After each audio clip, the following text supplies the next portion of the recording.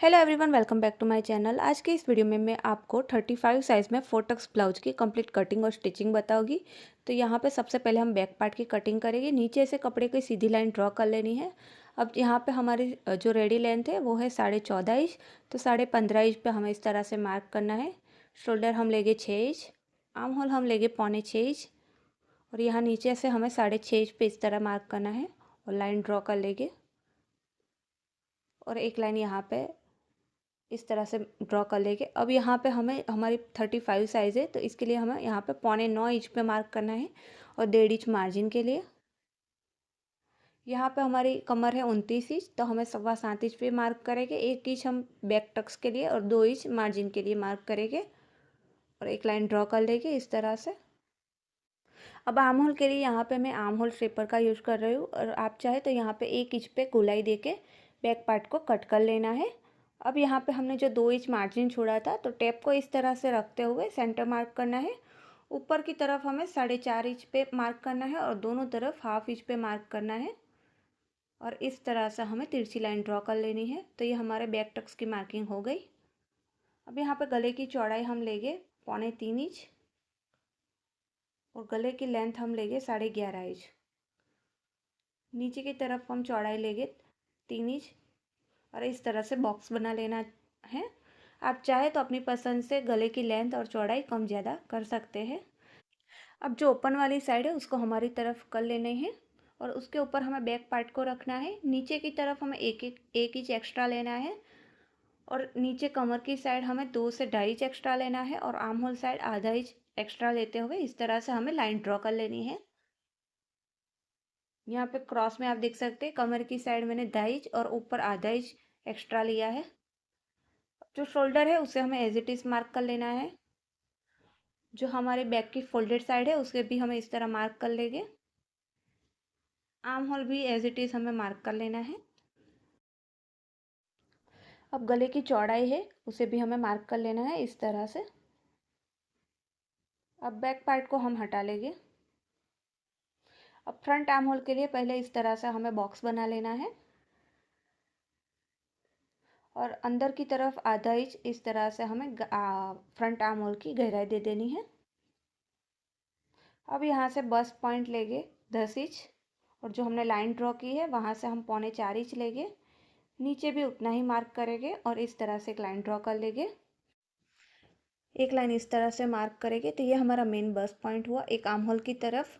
अब ये जो हमारी उकाई वाली लाइन है वहाँ पे 1 इंच पे, यहाँ पे हमें 1.5 इंच और यहाँ आर्म होल साइड हमें 2 इंच पे इस तरह मार्क करना है। अब फिटिंग वाली साइड हमें क्रॉस में इस तरह एक लाइन ड्रॉ करनी है। अब नीचे हमारा जो मेन टक्स है वो दोनों तरफ हमें 1 इंच पे मार्क करना है इस तरह से। हुकाई वाली पट्टी साइड हमें दोनों तरफ 1/2 इंच पे मार्क करना है और जो फिटिंग वाली साइड है वहाँ पे भी हमें 1/2 इंच पे मार्क करना है। जो आर्म होल वाली साइड है वहाँ पे हमें एक पैर से भी कम का मार्क करना है दोनों तरफ। अब जो हमने मार्किंग की है वहाँ पे इस तरह से लाइन ड्रॉ कर लेंगे।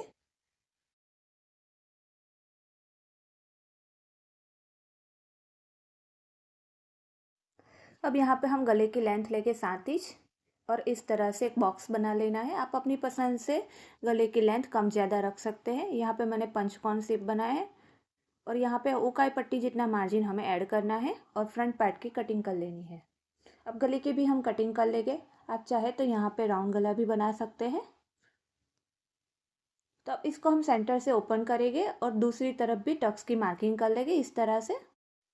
तो हमारी फ्रंट पार्ट की कटिंग हो गई कंप्लीट। अब हम स्लीव की कटिंग करेंगे। तो फैब्रिक को हमें इस तरह से फोल्ड करना है, नीचे की तरफ एक सीधी लाइन ड्रॉ कर लेंगे। अब हमारी स्लीव की रेडी लेंथ है 4 इंच तो यहाँ पे मैं 5 इंच पे मार्क करूँगी और 3 इंच हम स्लीव डाउन करेंगे। यहाँ से 6.5 इंच आर्म होल लेंगे और 1.5 इंच हम मार्जिन का, नीचे 6 इंच और 1.5 इंच मार्जिन का लेते हुए इस तरह से क्रॉस लाइन ड्रॉ करेंगे। अब बैक आर्म होल पहले ड्रॉ करेंगे फिर फ्रंट आर्म होल ड्रॉ करेंगे। अब स्लीव की कटिंग कर लेनी है। सबसे पहले हम बैक पार्ट को कट करेंगे। साइड में से कट करेंगे। ऊपर की तरफ हमें सेंटर कट लगाना है और स्लीव को हमें बीच में से ओपन कर लेना है। अब जो फ्रंट आर्म होल हमने मार्किंग की उसकी कटिंग कर लेंगे। अब अस्तर को हमें मेन फैब्रिक पे इस तरह से रखना है और सभी तरफ हमें थोड़ा मार्जिन लेते हुए कट कर लेना है। अब सबसे पहले हम बैक पार्ट रेडी करेंगे। तो यहाँ पे मैं इस तरह का गला बना रही हूँ, आप अपनी पसंद से कोई और गला भी यहाँ पे बना सकते हैं। अब हमें कैनवास को लेना है और इसको ऊपर हमें इस तरह से रखना है और यहाँ पे पिन लगा देंगे। अब जो हमने मार्किंग की है उसी को हमें ट्रेस कर लेना है इस तरह से।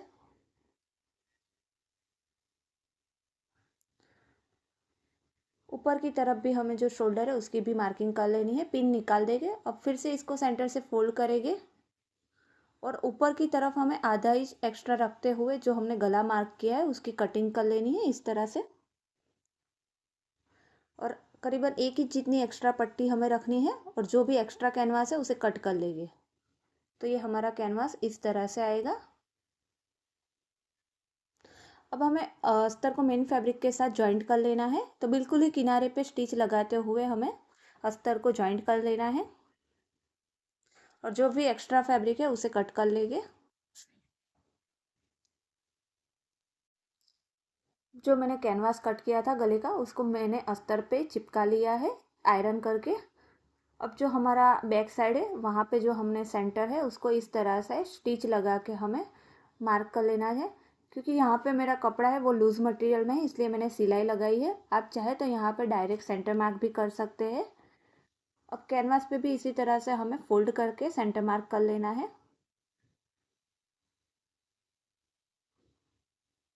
तो इस तरह से मार्क करने के बाद हमें दोनों सेंटर को बराबर मिलाना है और पिन लगा देनी है इस तरह से।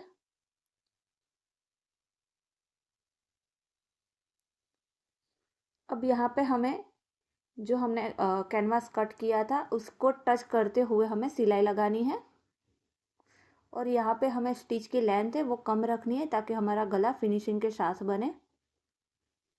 तो इस तरह से पूरे गले में हमें जो हमारा कैनवास है उसको टच करते हुए हम सिलाई लगाएंगे। अब बीच का जो भी एक्स्ट्रा फैब्रिक है उसे कट कर लेंगे और पूरे गले में हमें छोटे कट लगा देने हैं इस तरह से।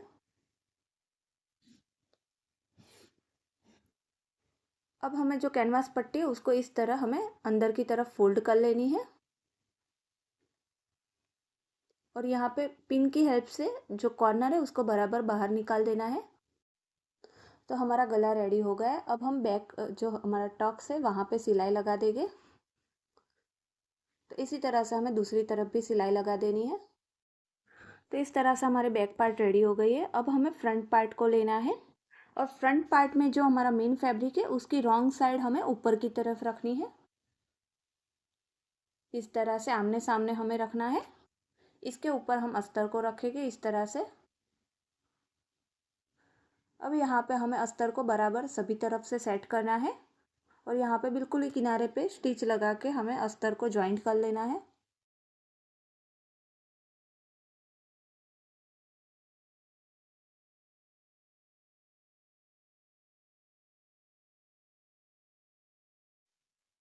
अस्तर ज्वाइंट होने के बाद जो भी एक्स्ट्रा फैब्रिक है उसे हमें कट कर लेंगे इस तरह से। अब यहाँ पे जो मेरा मेन फैब्रिक है वो बहुत ही लूज़ मटेरियल है।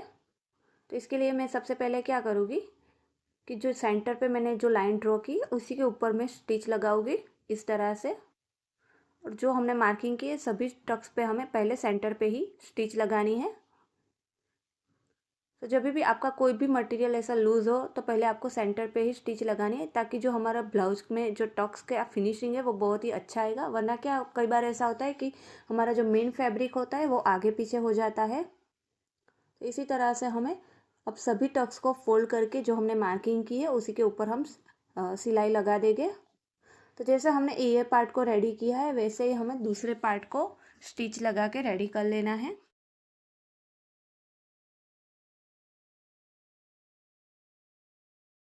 तो आप देख सकते हैं हमारा टक्स बिल्कुल फिनिशिंग के साथ है और जो साइड पे एक्स्ट्रा आ रहा है उसको हमें इस तरह से मार्क करके कट कर लेना है।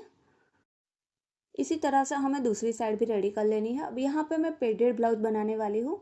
तो जैसा कि हमने अस्तर कट किया था वैसा मैंने एक्स्ट्रा और अस्तर कट किया था पेड़ को अटैच करने के लिए। और जैसा हमने यहाँ पे टक्स रेडी किया वैसा ही मैंने अस्तर पे टक्स रेडी कर लिया है। अब पेड़ को लेना है और इस तरह से सेंटर मार्क करना है और जो अस्तर का टक्स पॉइंट है मेन उसको हमें जो पेड़ में हमने मार्क किया उसी के साथ मिलाना है, और जो जो हमने टक्स पे सिलाई लगाई थी उसी के ऊपर हमें सिलाई लगा के पेड़ को अटैच कर लेना है। इस तरह से एक्स्ट्रा धागा कट कर लेंगे तो ये हमारा पेड़ इस तरह से आएगा। अब जो हमारी मेन साइड है उसके ऊपर हमें जो अभी पेड़ हमने अटैच किया, तो पेड़ हमें ऊपर की तरफ दिखाई देना चाहिए, इस तरह से हमें रखना है और एक पैर का मार्जिन लेते हुए अटैच कर लेंगे। कॉर्नर पे यहाँ पे एक कट लगाएंगे क्योंकि यहाँ पे मेरा पंचकोनी गला है। अब अस्तर को एक तरफ करते हुए अस्तर के ऊपर हम इस तरह से एक सिलाई लगाएंगे, अस्तर को अंदर की तरफ करेंगे और किनारे पे एक फिनिशिंग वाली सिलाई लगाएंगे। अब यहाँ पे ये हमारा अस्तर है वो ओपन है, तो सभी तरफ से हमें अस्तर को इस तरह से बराबर करते हुए अस्तर को जो हमारा मेन फैब्रिक है उसके साथ ज्वाइंट कर लेंगे। आप चाहे तो यहाँ पे विदाउट पेड़ भी बना सकते हैं, आपको प्रोसेस यही फॉलो करनी है। तो आप देख सकते हैं यहाँ पे मैंने पेड़ अटैच कर लिया है, वैसे ही मैंने दूसरा पार्ट भी रेडी कर लिया है। अब यहाँ पे हम आई पट्टी लगाएंगे, तो यहाँ पे मैंने 3 इंच चौड़ी पट्टी ली है और उसको एक साइड से मैंने फोल्ड कर लिया है।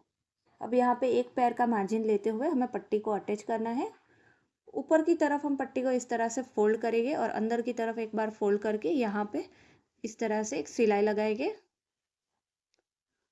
एक सिलाई यहाँ पे और लगाएंगे, जो भी नीचे की तरफ एक्स्ट्रा पट्टी है उसे कट कर लेंगे और ऊपर की तरफ जो भी धागा है उसको कट कर लेना है। अब यहाँ पे आई पट्टी के लिए इस तरह से मैंने 1 इंच चौड़ी पट्टी ली है। अब इसको भी हमें एक पैर का मार्जिन लेते हुए अटैच करना है और यहाँ पे जो टक्स वाली साइड है वहाँ पे हमें छोटी सी प्लिट्स लेनी है। अब पट्टी को इस तरफ करते हुए पट्टी के ऊपर सिलाई लगाएंगे और अंदर की तरफ फोल्ड करके एक स्टिच और लगाएंगे। यहाँ ऊपर की तरफ पट्टी को इस तरह से फोल्ड करना है और यहाँ एक सिलाई किनारे पर और लगाएंगे। नीचे जो भी एक्स्ट्रा पट्टी है उसे कट करेंगे। अब हमें चेक करना है कि हमारी उक और आई पट्टी बिल्कुल बराबर आ रही है, तो आप देख सकते हैं ये बिल्कुल बराबर आ रही है।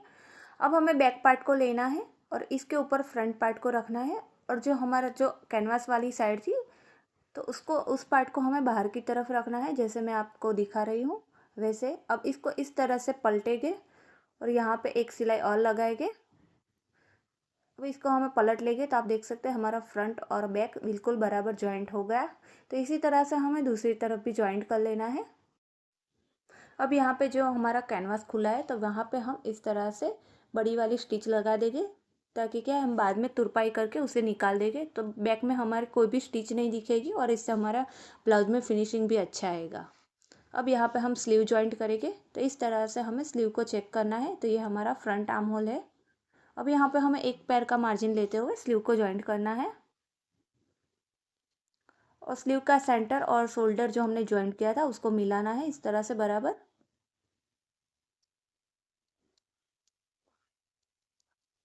और इसी तरह से हमें दूसरी स्लीव को भी अटैच कर लेना है। तो जैसे मैंने यहाँ पे स्लीव को अटैच किया है वैसे ही हमें दूसरी तरफ भी स्लीव को अटैच कर लेना है। तो यहाँ पे मैंने दोनों स्लीव अटैच कर ली है।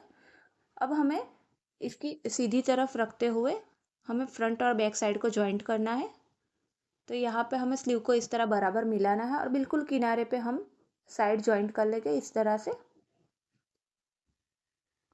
दूसरी तरफ भी इसी तरह से हमें साइड जॉइंट कर लेनी है।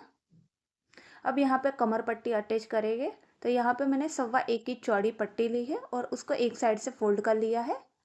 अब इसको हमें आधा इंच मार्जिन लेते हुए जॉइंट करना है और यहाँ पे जो हमने बैक साइड में प्लिट्स ली थी तो वहाँ पे हमें इस तरह से पट्टी में भी थोड़ी सी इस तरह प्लिट्स लेनी है और यहाँ दूसरी तरफ भी इसी तरह से हमें छोटी सी प्लिट्स लेनी है और आधा इंच मार्जिन कवर करते हुए हमें पट्टी को जॉइंट कर लेना है। अब जो भी एक्स्ट्रा पट्टी उसे कट कर लेंगे। अब पट्टी को इस तरफ करते हुए हमें पट्टी के ऊपर एक सिलाई लगाएंगे। अब इसको हमें इस तरह से फोल्ड करना है और यहाँ पे मैं बड़ी स्टिच लगा रही हूँ ताकि बाद में तुरपाई करके उसे निकाल दूंगी। अब यहाँ पे ब्लाउज को हमें उल्टी तरफ इस तरह से पलट लेना है और यहाँ बिल्कुल किनारे पे एक स्टिच लगाएंगे।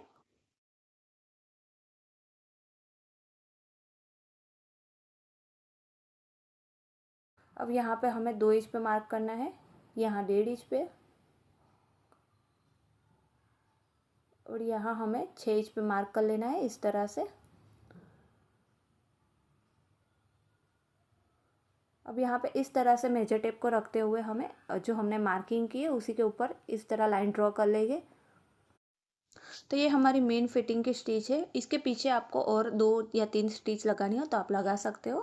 और जैसा हमने यहाँ पे फिटिंग किया वैसे ही हम दूसरी तरफ भी फिटिंग कर लेंगे। तो ये हमारा ब्लाउज रेडी हो गया है, आप देख सकते हैं। अब यहाँ पे हमें डोरी अटैच करनी है। तो जैसे हम रेगुलर डोरी बनाते हैं वैसे ही यहाँ पे मैंने डोरी बनाई है और इसको हमें इस तरह से अटैच कर लेना है। तो आपको मेरा आज का ये वीडियो कैसा लगा कमेंट करके ज़रूर बताना।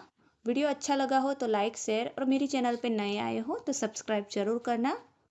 Thank you so much for watching.